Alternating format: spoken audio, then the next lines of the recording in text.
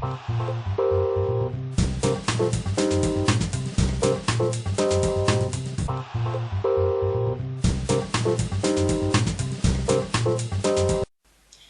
à tous et bienvenue sur votre assistante, le blog. Ce tutoriel est la dernière partie sur les formules de calcul basiques d'Excel et la suite de l'article sur les formules somme, soustraction, multiplication, division et moyenne. Aujourd'hui, nous allons utiliser les formules si, somme si, max, min, NBC et arrondi. Pour vous entraîner, vous pouvez télécharger le fichier Excel que vous voyez à l'écran, que j'ai mis à votre disposition dans l'espace membre avec les formules utilisées dans l'article précédent. Nous allons commencer par utiliser la fonction si. Si je souhaite faire bénéficier de 15% de remise mes clients dont le montant total hors taxe de leur commande est supérieur à 50 €, je vais utiliser la fonction si. Donc, ma condition sera la colonne D. Je me mets en I1, je tape remise en titre et je me place en I2. Je vais dans formule, insérer une fonction ou j'appuie sur F de X à côté de la barre de formule. Je recherche ma fonction si, comme vu précédemment. Je double-clique sur si. Et dans cette nouvelle boîte de dialogue, à la ligne test logique, je vais indiquer que ma condition sera que le total hors taxe est supérieur à 50 €. Je saisis donc D2, plus grand que, donc en maintenant la touche majuscule enfoncée et le signe plus grand que, 50 pour 50 €. Mais en valeur si vraie, je vais indiquer ce que je souhaite qu'Excel fasse si ma condition est respectée, c'est-à-dire si mon total hors taxe est bien supérieur à 50 €. Dans ce cas, je souhaite attribuer une remise de 15% du total hors taxe. Je saisis donc D2 fois 0,15, puisque 15% égale 15 divisé par 100, 0,15. Enfin, dans valeur s'il faut, j'indique ce que je souhaite qu'Excel affiche si la condition n'est pas respectée. Donc pour cet exemple, je souhaite afficher 0, donc je vais saisir 0. Vous avez déjà l'exemple, puisque comme D2 est plus petit que 50 €, la condition n'est pas respectée. Je vois déjà le résultat que ça fera. Donc si je ne mets rien, par défaut, Excel affiche faux. Je peux aussi afficher une phrase que je devrais mettre entre guillemets, par exemple pas de remise. Donc dans ce cas, j'aurai pas de remise à la place. Je vais laisser 0 et je fais OK. Je vais aller dans Accueil, Nombre et choisir un format monétaire. Et je déroule ma recopie, donc, comme vu dans l'article précédent. Donc, ma formule est donc celle-ci, et elle se lit si D2 plus grand que 50, alors D2 fois 0,15, sinon 0. Cette formule peut contenir plusieurs arguments. Si je souhaite par exemple appliquer une remise de 15% pour un total hors taxe de 50 € à 150 €, de 20% pour 150 à 250 €, puis de 25% au-delà, je vais devoir modifier ma formule. Donc voici un petit récapitulatif. Donc moins de 50, pas de remise. Moins de 150, 15%. Moins de 250, 20%. Et à partir de 150, 25. Je retourne sur mon tableau. Et je vais donc modifier ma formule comme ceci. Donc, je vais modifier. Donc, si D2 plus petit que 50, 0. Je supprime la suite. Voilà. Donc, si D2 est plus petit que 50, on ne fera rien. Sinon, alors voici ma deuxième condition. D2 plus petit que 150, point virgule, D2 fois 0,15. Donc pareil, D2 plus petit que 150, alors D2 fois 0,15, sinon encore une autre condition. D2 plus petit que 250. Alors, D2 fois 0,2. Sinon, D2 fois 0,25. Et je referme mes parenthèses. Et je fais un trait. Je recopie ma formule. Voilà. Donc je peux bien sûr rajouter encore d'autres arguments. Donc il suffira juste de respecter ce schéma. Donc là j'ai repris avec les couleurs. Donc la première condition, la deuxième, et la troisième, et la dernière.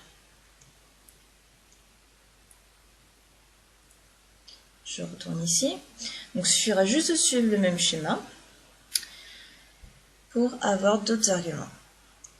Je vais ensuite utiliser la fonction SUMSI. Donc la fonction SUMSI permet d'additionner plusieurs cellules répondant à certains critères.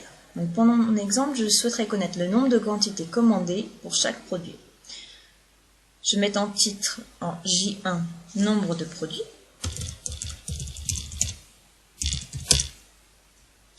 Je me place ensuite en J2. Je vais soit dans l'onglet formule insérer une fonction, soit f de x. Je vais chercher SUMSI. Donc c'est le premier. Et je fais OK. Donc dans la boîte de dialogue qui s'affiche, à la ligne plage, je vais appuyer sur le petit bouton. Je vais sélectionner ma plage de cellules qui correspond aux cellules sur lesquelles le critère portera.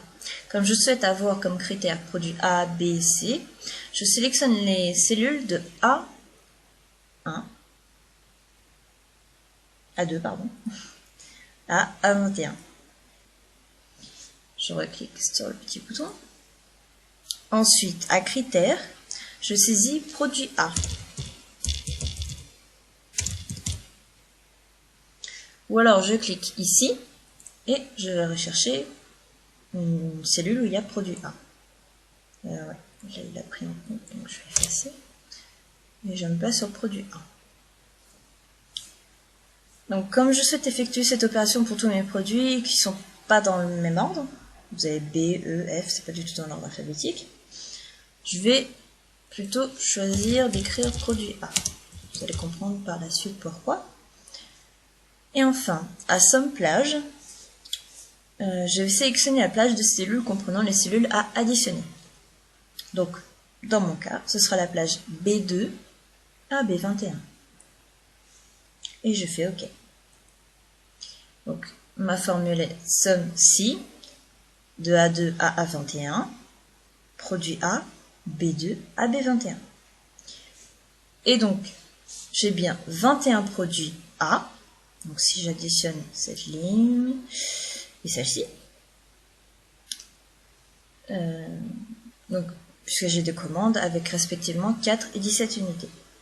Pour effectuer cette opération une nouvelle fois, je ne vais pas simplement copier ma formule, comme pour les opérations précédentes et pour l'article précédent. Il faut d'abord que je bloque les cellules afin que ma formule ne perde pas ses références. C'est-à-dire que si je copie ma formule précédente, donc par un CTRL-C, CTRL-V, vous voyez, les références changent. Alors si je me mets dessus, vous voyez bien, ça sort du tableau et je n'ai pas du tout mes premières cellules. Donc ça ne va pas poser problème. Surtout si après vous avez 100 lignes dans votre tableau, alors là vous n'allez pas du tout vous y retrouver. Donc je vais annuler ça.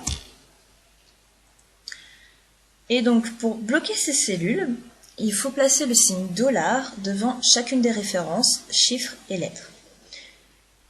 Donc ce qui rendra mes références absolues et non plus relatives. Donc je rentre dans ma barre de formule et devant A, je mets le signe du $. Devant 2 aussi, devant A, devant 21, et pareil à la fin, $, $, $ et $. Bon, bien sûr, c'est pas la peine de mettre un $ entre les deux là. Pour 21, ça ne fonctionnerait pas. On est bien sûr les références de ligne. Et je fais entrer. Donc là, bien sûr, mon résultat n'a pas changé. Maintenant, je peux copier ma formule. Donc, dans mon exemple, comme j'ai 8 produits différents, je vais le copier pour 8 fois. Voilà. Et alors, pourquoi j'ai choisi d'écrire produit A et non pas la formule? Pour la simple et bonne raison que je n'ai plus qu'à juste changer la lettre. Donc là, il nous indique une erreur. C'est normal, elle va disparaître tout de suite. Voilà. C'est juste que pour lui, c'était pas très cohérent ce que je lui ai demandé.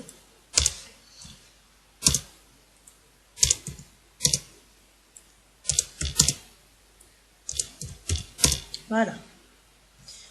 Donc là, j'ai bien pour tous mes produits. Donc pour vérifier que ma formule est correcte, je peux aller dans Somme automatique, donc soit dans l'onglet Accueil, soit dans Formule, Somme automatique. J'ai bien mes produits. Et je peux faire de même ici, à quantité. Voilà, j'ai bien 142, 142. C'est que ma formule est correcte. Donc je vais l'effacer, c'était juste pour vérifier.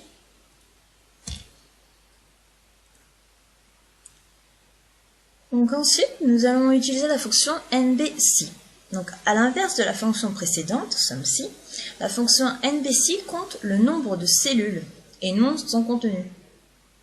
C'est-à-dire que j'ai produit A, j'en ai 2, et non pas 4 plus 17. Donc,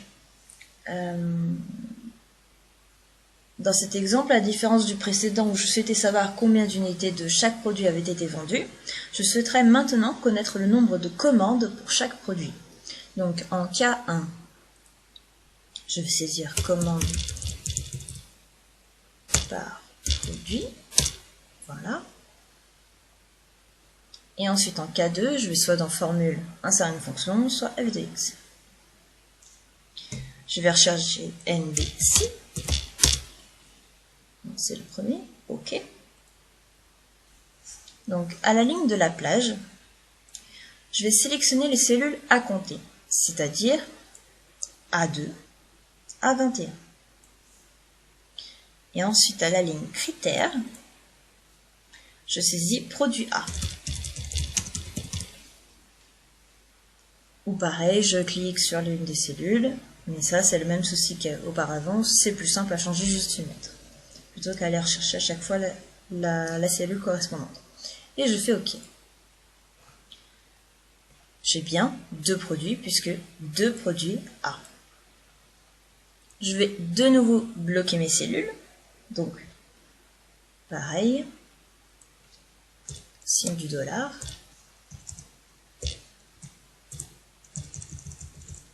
Et ben là, c'est tout. Et je fais entrer. Et je n'ai plus qu'à copier ma formule autant de fois que nécessaire. Et pareil, je mets produit B. Pareil, j'ai une petite erreur signalée. Elle va disparaître.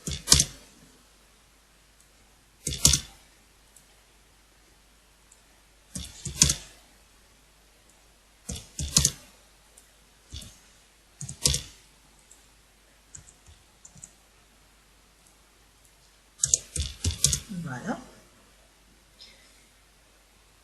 Et donc, pour vérifier, pareil, je peux faire somme automatique dans les formules ou à l'accueil. Donc là, j'ai 20 commandes. Il suffit que je me place ici et que je déroule en maintenant mon clic. J'ai 20 L qui correspondent à 20 lignes, donc 20 commandes. Mon résultat est correct. Donc maintenant, nous allons utiliser les fonctions max et min. Donc ces fonctions permettent de connaître les valeurs maximales et minimales d'une plage de données. Je souhaite savoir quelle commande est la plus élevée. Je vais simplement mettre en L1 max min, parce que je vais mettre l'un au-dessus de l'autre. Voilà. Et ensuite, pareil, soit dans f de x, soit formule insérer une fonction. Je vais rechercher max, c'est le premier, OK. Et alors, en nombre 1, donc Excel m'a choisi G2 AK2. Comme je sais connaître le montant de la commande la plus élevée, je vais modifier ce qu'Excel m'a mis par défaut. Et je vais plutôt sélectionner F2 à F21. Voilà. Donc j'ai sélectionné ma plage nécessaire en une seule fois. Et par exemple, si vous avez plusieurs chiffres, vous pouvez sélectionner comme ça, nombre de ici, ici par exemple. Là moi c'était une plage de cellules, donc je vais reprendre F1 à F21 et je fais OK. Et donc mon maximum est bien 684,11 qui se trouve ici.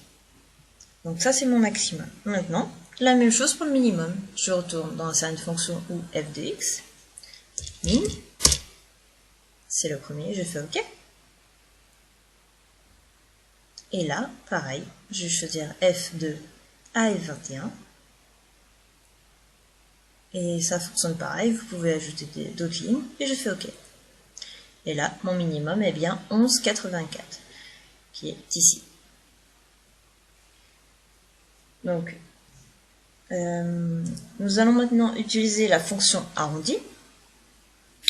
Donc, comme son nom l'indique, elle permet d'arrondir des nombres décimaux. Donc, pour cela, nous pouvons modifier. Donc, par exemple, si je vais choisir quelque chose où il n'y a pas de formule, voilà. Je pourrais aller dans Accueil, Nombre, et modifier mes décimales. Mais alors, le souci, c'est que si vous utilisez cette cellule dans une formule de calcul, elle conservera le nombre d'origine et non pas ce que vous aurez paramétré là. C'est-à-dire que si je choisis 15 €, Excel utilisera 15 € dans la formule. 15,45 €, pardon. Et non pas 15 €. Ce qui, au fur et à mesure des arrondis, peut poser problème. Donc, pour régler ce problème, on va utiliser la fonction arrondi. Donc, je vais remettre comme c'était. Voilà. Donc, je vais aller de F2 à F21. Pour mon exemple, je vais aller dans Nombre et choisir 3 décimales. Voilà, par exemple, là, vous avez bien 3 décimales. Ici, c'est resté à 0, mais il y en a d'autres où il y a 3 décimales. Donc ensuite, je vais me placer ici.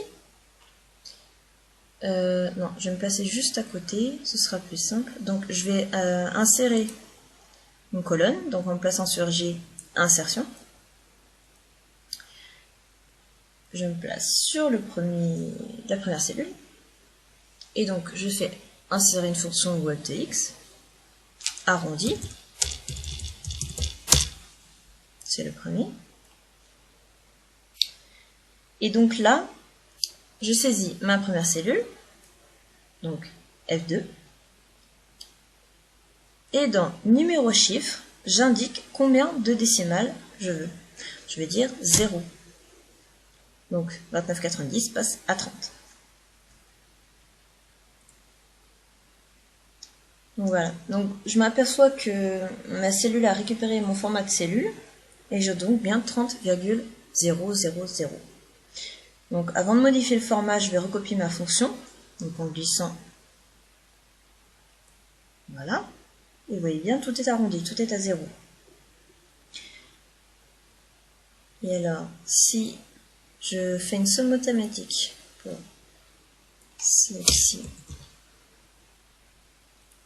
et celle-là, vous voyez, normalement j'aurais dû avoir 3635 et 541 centimes. À l'arrondi, ça me donne 3637. Donc maintenant, je peux aller resélectionner tout ça, nombre, monétaire, et retirer. Oui, c'est parce qu'il y a une cellule vide entre les deux, c'est pas grave. Voilà. Donc à savoir que dans cette formule, l'arrondi inférieur est appliqué jusqu'à 4 et qu'à partir de 5, ce sera l'arrondi supérieur. Par exemple, 194,14 deviendra 194,10, alors que 194,15 deviendra 194,20. Donc pour modifier cette règle, si vous souhaitez appliquer l'arrondi inférieur ou l'arrondi supérieur, il suffit, à la place de choisir arrondi comme fonction, vous faites f de, il faut effacer, f de x, et là, vous choisissez arrondi supérieur, inférieur pour arrondir au chiffre inférieur, et arrondi supérieur pour arrondir au chiffre supérieur. Mais la formule fonctionne exactement pareil. N'hésitez pas à poser vos questions en commentaire, j'y répondrai dès que possible. Et si vous n'êtes pas encore abonné à la newsletter, il suffit d'inscrire votre prénom et votre email ici et de cliquer sur « Je m'abonne ». Vous recevrez le mini-guide officiel Adobe par email en PDF ainsi que les futurs articles du blog. À bientôt sur votre assistante, le blog.